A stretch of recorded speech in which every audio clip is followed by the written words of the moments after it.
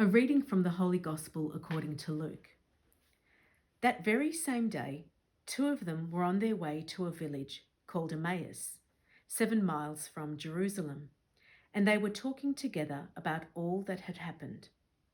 Now, as they talked this over, Jesus himself came up and walked by their side, but something prevented them from recognizing him.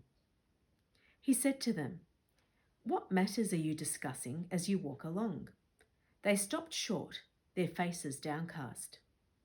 Then one of them, called Cleopas, answered him, "You must be the only person staying in Jerusalem who does not know the things that have been happening there these last few days." "What things?" he asked. "All about Jesus of Nazareth," they answered, "who proved he was a great prophet by the things he said and did in the sight of God and of the whole people, and how our chief priests and our leaders handed him over to be sentenced to death and had him crucified. Our own hope had been that he would be the one to set Israel free. And this is not all.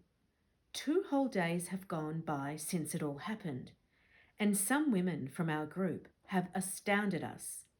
They went to the tomb in the early morning, and when they did not find the body, they came back to tell us they had seen a vision of angels who declared he was alive. Some of our friends went to the tomb and found everything exactly as the women had reported, but of him they saw nothing." Then he said to them, "You foolish men, so slow to believe the full message of the prophets. Was it not ordained that the Christ should suffer and so enter into his glory?" Then, starting with Moses and going through all the prophets, he explained to them the passages throughout the scriptures that were about himself. When they drew near to the village to which they were going, he made as if to go on, but they pressed him to stay with them. "It is nearly evening," they said, "and the day is almost over." So he went in to stay with them.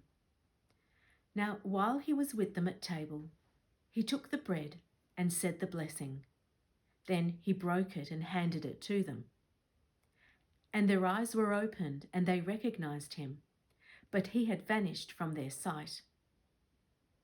Then they said to each other, "Did not our hearts burn within us as he talked to us on the road and explained the scriptures to us?" They set out at that instant and returned to Jerusalem. There they found the 11 assembled together with their companions, who said to them, "Yes, it is true. The Lord has risen and has appeared to Simon." Then they told their story of what had happened on the road and how they had recognized him at the breaking of the bread.